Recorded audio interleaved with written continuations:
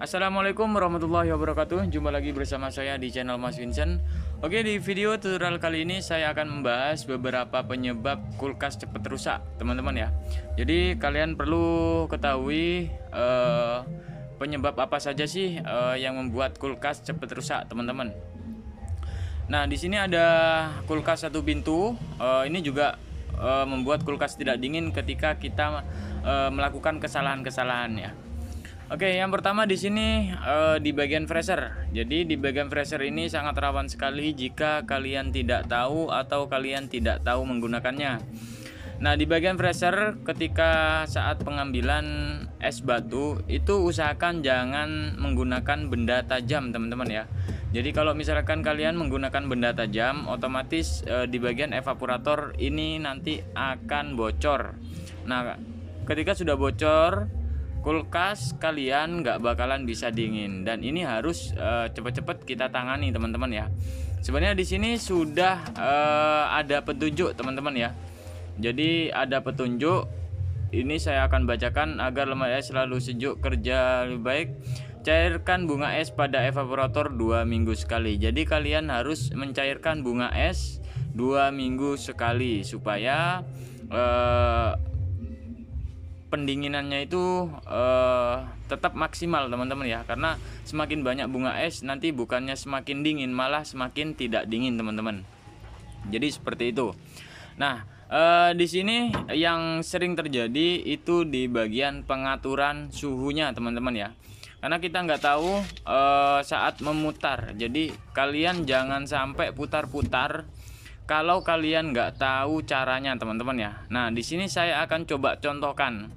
Biasanya ini kalau mempunyai anak kecil itu biasanya kan sering diputar-putar, teman-teman ya. Nah, ini juga menyebabkan kerusakan pada area mesin kompresor.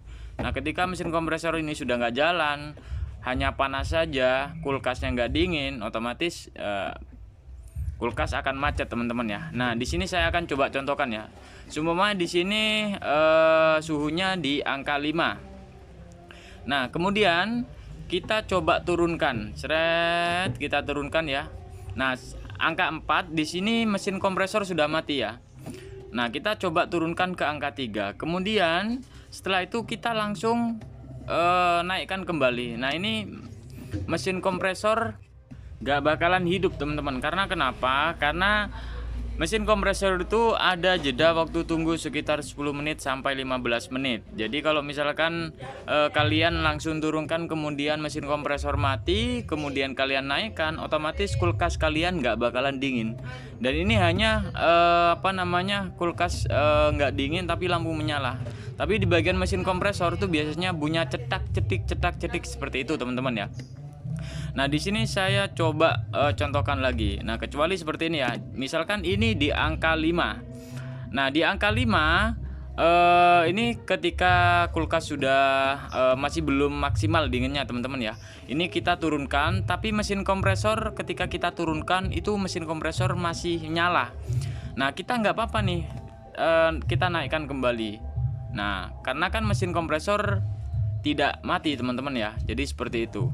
Jadi saran saya jangan sampai putar-putar untuk pengaturan suhu ini ketika kalian nggak tahu untuk cara-caranya. Nah, ini saya buatkan tutorialnya. Nah, ketika sudah kulkas nggak dingin, kalian langsung cabut aja, kemudian tunggu mesin kompresor dingin baru kalian nyalakan. Nah, di sini ada juga ya yang namanya sensor pengaturan suhu. Nah, ini sensor pengaturan suhu ini harus nempel ke bagian dinding freezernya.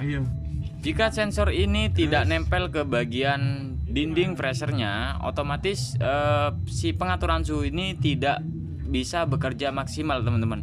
Jadi kalau misalkan sudah dingin, si kompresor ini nggak bisa mati, nggak bisa nggak bisa berhenti, teman-teman. Jadi terus hidup meskipun kalian sudah kecilkan, sudah besarkan, itu percuma kalau misalkan sensor pengaturan suhu ini tidak nempel di bagian dinding freezernya.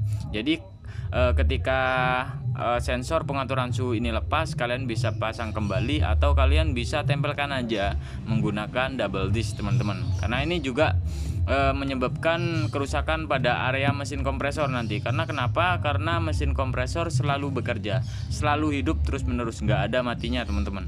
Nah ini juga ibarat manusia ya capek nanti teman-teman ya.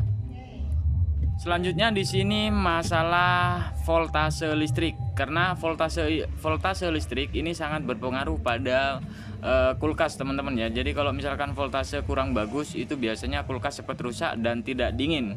Nah kalau misalkan ada meteran ya pulsaan, kalian bisa enter 41 kemudian enter.